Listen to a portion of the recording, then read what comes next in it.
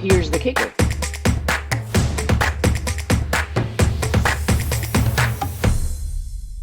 Hi, everyone. Welcome to this session where we're going to be talking about supply chain transparency.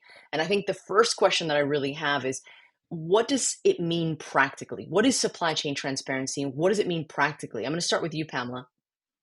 Supply chain transparency is essentially knowing where your product came from and how it came to market.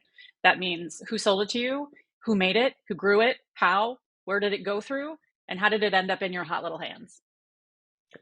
That is probably the best definition I've heard. No pressure to the rest of the guys here. So, Koray, what do you think? What does it mean to you?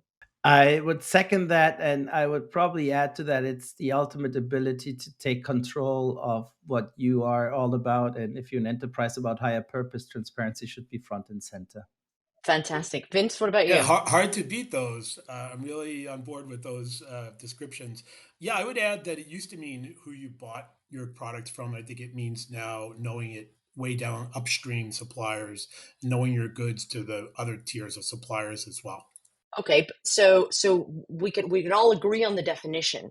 What are the risks of not doing it? Why should even people even care about this today? Koray, I'm going to go with you. Well, one is we have to care because regulations require us to report on those. Second, though, is in your own environment, you care about your ability to drive revenue at a competitive cost basis. And unfortunately, when you just focus on cost basis, you may lack the interest in other things like transparency in that context because it's looked at as a cost.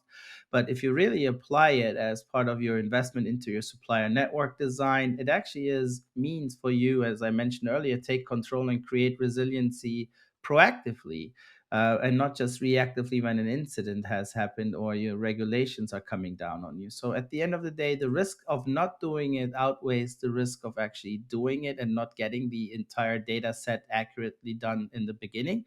But that's a journey, and everybody who claims that the transparency is a switch you just switch on and you have it, or switch off you don't have it, that's a little bit outside of reality. But it's a journey, and you should definitely be on it. Vince, what do you think?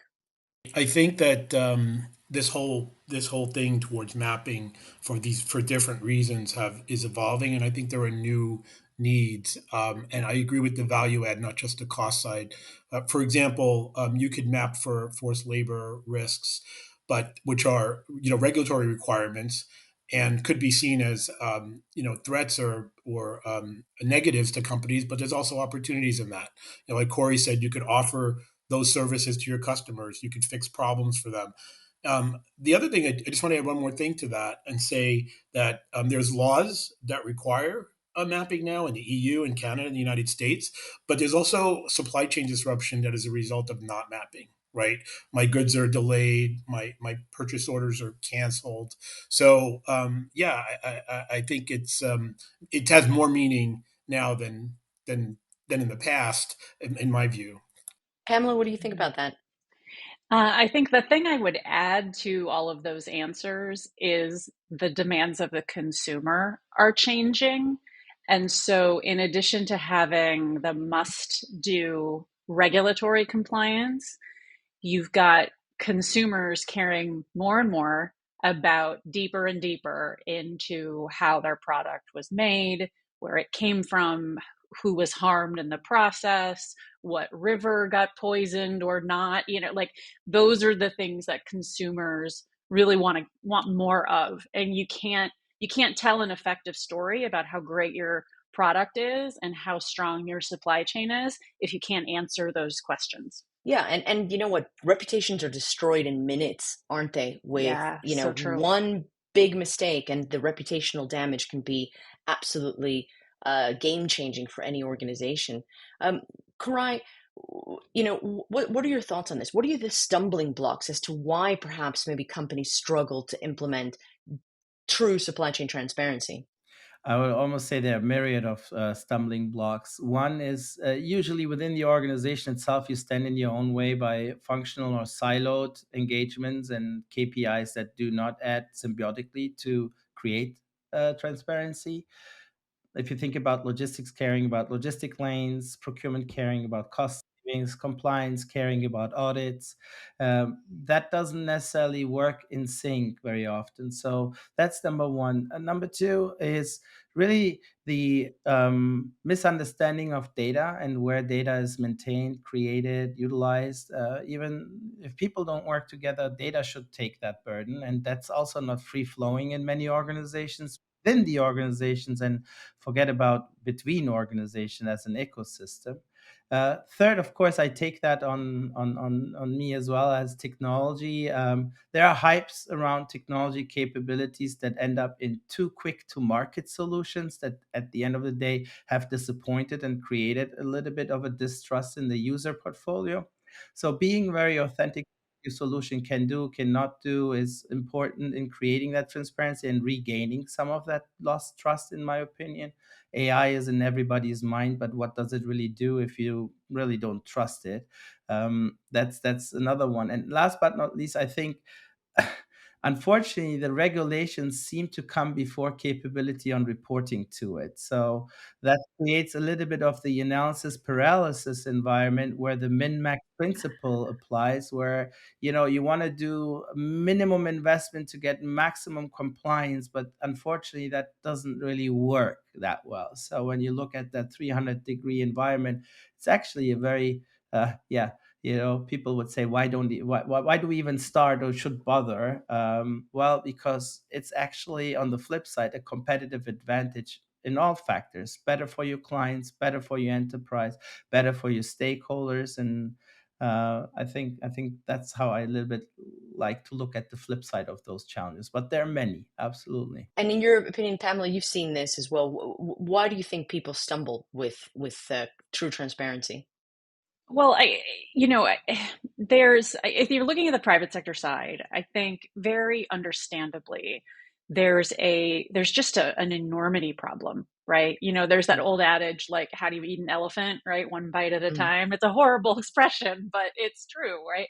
If you're a huge, massive conglomerate and you just buy your widgets, you've been buying these widgets for years from the same guys who sell you widgets, and you've never had to go deeper, the problem just looks enormous and you just don't know where to start, is the first thing. You're also inclined to think it's a drag instead of a tailwind for you, which is, I think Koray is absolutely right. That's the wrong strategic perspective to take, particularly in today's markets and in today's supply chains. But I think the short answer is it's hard. If it were easy, I think people would have done it a really long time ago. But I did want to comment a little bit on the regulatory piece coming before the capability piece. This is like a chicken and egg for the ages, because every industry out there, I don't care what your widget is, will say it's not possible until it becomes mm. a regulation and suddenly it's possible. So I always take a little bit of like grain of salt with the whole like clutching of pearls. It just can't happen, because look, where there's a will, there's a way. And titans of industry were born out of ingenuity and because they could get it done. So I refuse to believe that knowing how your product made is too difficult to master. Yeah.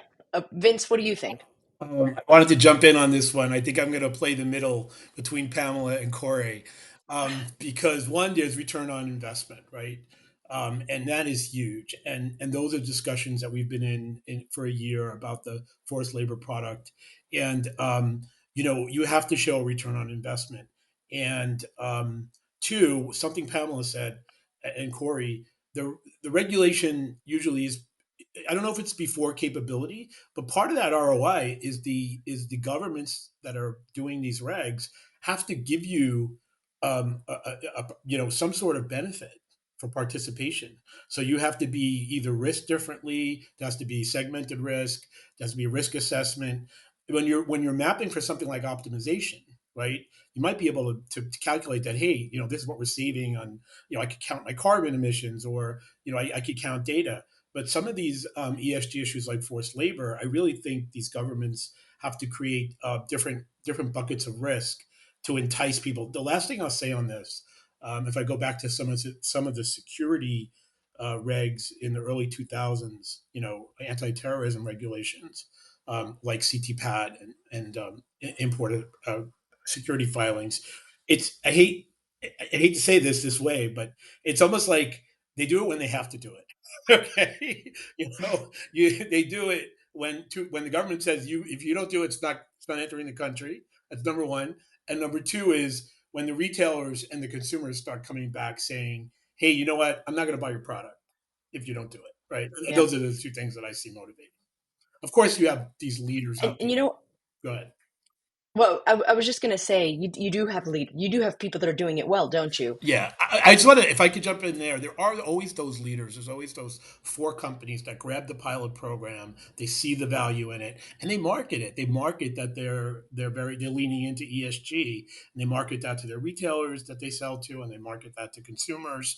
So, and they're very ahead. But I agree with Pamela that perhaps that may not be. I don't want to misspeak, but the majority of them. One last thing, I see it get passed around in these companies. Finance owns it, ESG owns it, sourcing Mm. owns it. So who you might say, hey, I'm the head of ESG in this company, but if you don't have a budget or your budget's dependent on the CFO, so there's the things that we're observing. All things I think that we could overcome. It's our job to kind of overcome these things and to make the argument and to lead on this. I want to move. Sorry, I'll get to you in a second, Pamela. I just want to move to something with the time that we've got. Koray mentioned the skepticism or sort of maybe cynicism around technology. And I wanted to talk about what role technology has to play in all of this. Because I know, Vince, you and I have had some interesting conversations around some of the technology you're looking into, and it's pretty cool and exciting and works, which ticks a lot of boxes. But Koray, you've been doing this for a long time with analyzing technology. What role do you think technology is going to play in this part? I think it's the catalyst, especially with people that are willing to do something about this and also design their processes to receive technology. That's almost, you have to prepare for technology to be injected into your enterprise on that mission. If you're not preparing your processes, neither training your people to be educated and choosing the right technology, you usually end up in one place that usually is disaster. So for that context, I think technology owns the right education level and to be honest and authentic in what it can do and contextualize it to that specific use case. If you can't do that and you staff your entire supply chain enterprise or the solution with salespeople that are not really good in the topic, but generally good in selling software, that is not the right mixture for success for either side. It's not a good success for the buyer to select the right solution that works for them. It's also not good for the enterprise as a software company to be entangled in all those customer relationships that after sales go south. And that takes a whole industry with it if you have a critical mass of solutions that actually do that. And unfortunately, that learning has not set yet in many enterprises around different solutions market, to be honest, right? And that's like the self critique. That's also why I actually joined technology, because I wanted to make it better as an analyst, to come in and say, hey, let's reflect a little bit in that mirror and what can we do different and better to be a different provider in the market in that context, and be honest with what we can do, we cannot do, and what we cannot do, we can put on the roadmap and accelerate to get it done the right way. And I think that's where solutions carry a lot of responsibility in the fame or the infamous morality of this. And what pieces of advice would you give to supply chain leaders now to try to get this to be a topic that they can actually create change in, Pamela? I think maybe I would start with the CEOs. I wouldn't go to. I think the folks doing it get it, right? Like Yeah. they're in it because they know and they care. But I'm always baffled by the leaders of companies who question the need to know where their product came from. I just don't get it. It boggles my mind. Or why the CFO considers it more of a drag than a bonus. Those are just things that I've never really got. So I would start with them because they're the you can't preach to the converted, right? So they're the ones who need to be brought along and need to be pushing it actually. Vince, what do you think? Yeah, I want to drill down a bit. about this technology discussion, because I think one of the reasons that Alba, our company, has had so much success with our forced labor tool and our partnership with Measure is that we really designed it for commercial impact, right? For return on investment. And you can use this reporting and this tool to de-risk every day in your everyday discussions, and you actually have a usable tool. I think Corey's right. I think sometimes I love the tech guys, because without all the tech folks, men and women, we wouldn't have the product. But sometimes, making that argument to the private sector, I think you need to have show commercial impact, return on investment, solve problems in a simple way. Your product cannot take over the person's life for a week, right? It needs to be tucked into what their mission is. So that's my feeling on that. So at the end of the day, supply chain transparency, still a lot of work that needs to be done. We need to discuss this cross-functionally, and we need to find practical ways with technology and also within our teams to solve this problem, because it isn't going away and the risk is too large. Uh, Thank you all for sharing this with us, and I'm sure we'll chat again because this topic is not going away.